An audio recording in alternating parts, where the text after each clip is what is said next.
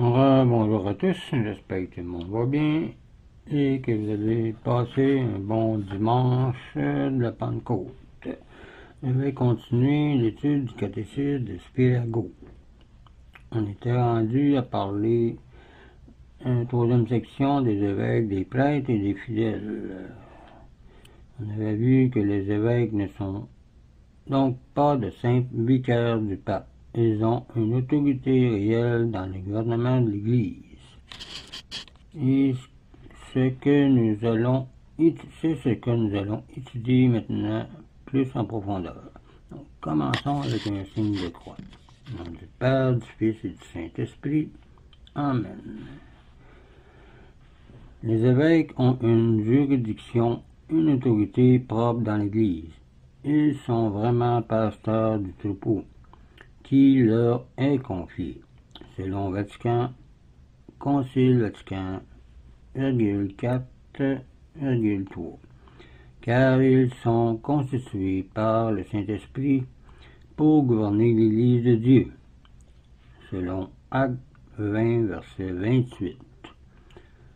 De même qu'un prince héritier a par sa naissance un droit réel sur le gouvernement futur du pays, ainsi les évêques acquièrent, de par leur ordination, un droit sur le gouvernement de l'Église, que le pape leur confie. Les évêques sont donc les princes de l'Église que Jésus-Christ a créés au début. Étant donné que c'est Jésus qui a fondé l'Église, c'est le résultat de la succession des apôtres.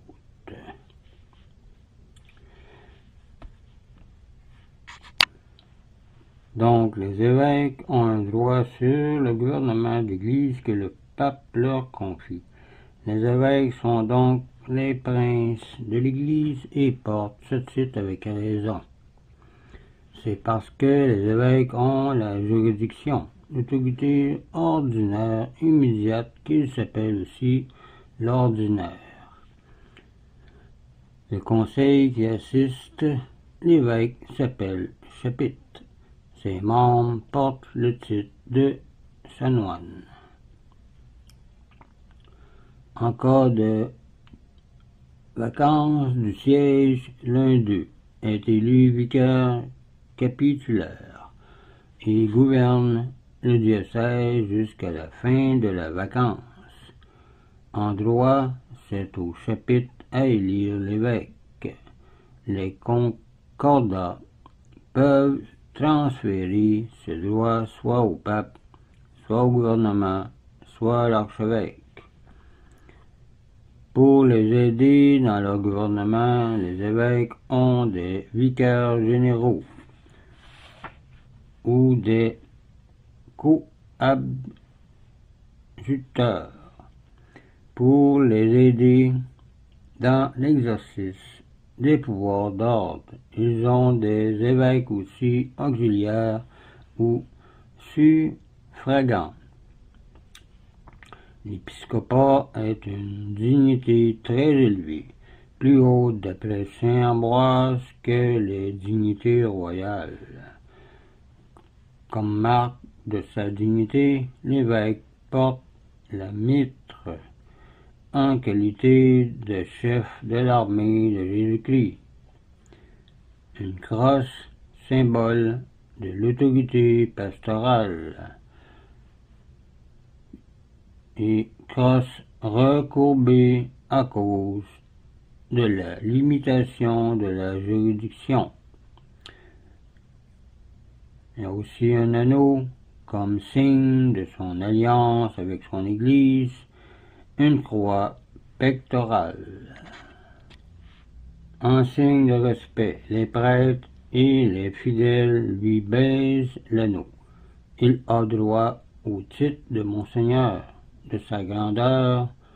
Le pape, en s'adressant à lui, l'appelle vénérable frère, car le pouvoir d'ordre de l'évêque est égal au pouvoir d'ordre du pape. Les évêques sont néanmoins sous la juridiction du pape et lui doivent obéissance. Le pape confère aux évêques le pouvoir de juridiction. Il est la racine d'où la branche tient leur sève. Aucun évêque ne peut donc exercer son autorité avant d'avoir reçu du pape l'institution canonique. De plus, il est obligé de rendre périodiquement compte au pape de l'état de son diocèse. Pèlerinage ad limina apostolorum. Les évêques italiens y sont tenus tous les 2 ans, ceux de l'Europe tous les 4 ans, ceux d'Amérique tous les 10 ans. On peut en appeler au pape d'une sentence épiscopale. Les évêques séparés du siège de Pierre, qui ne sont pas en communion avec lui, tels que les Grecs, les Russes, les Anglicans, etc., ne sont plus membres de l'Église et n'ont donc aucune juridiction. Léon XIII a même solennellement défini que les Anglicans n'ont pas même le pouvoir d'ordre. Les évêques qui ont d'autres évêques sous leur juridiction se nomment archevêques ou métropolitains. Ceux-ci ont une prééminence sur les simples évêques. Ils ont le droit, dans certains cas, de porter le pallium, bande de laine blanche d'agneau, qui entoure les épaules, symbole de douceur et d'humilité. Dans certains pays, ils reçoivent des honneurs civils. Au-dessus des archevêques se trouve le primat, ou premier évêque d'une nation. L'archevêque de Lyon,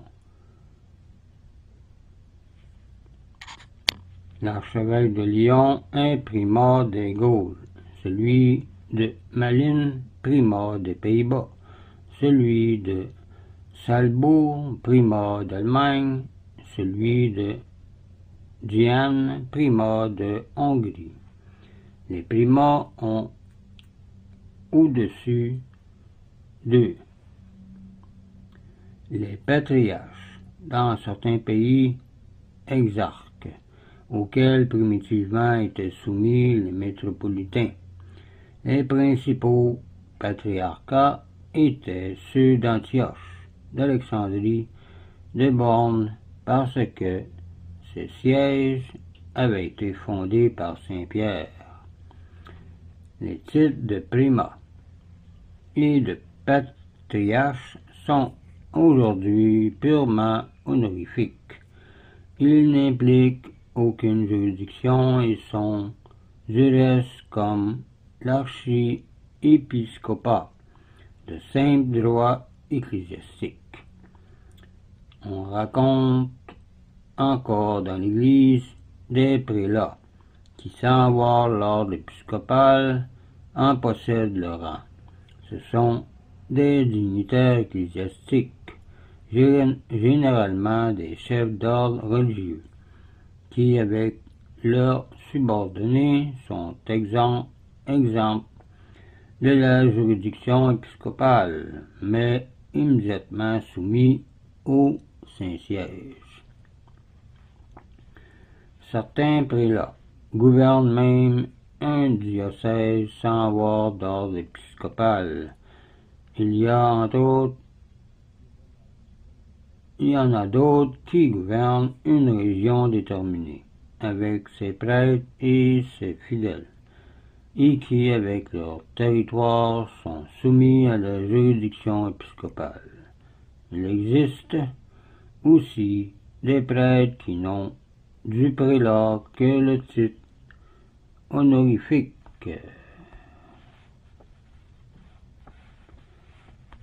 C'est ce que nous allons voir la prochaine fois. On va voir section 2, on va parler des prêtres sont les coopérateurs des évêques. Donc, je vous laisse là-dessus, je vous dis au revoir et union prière.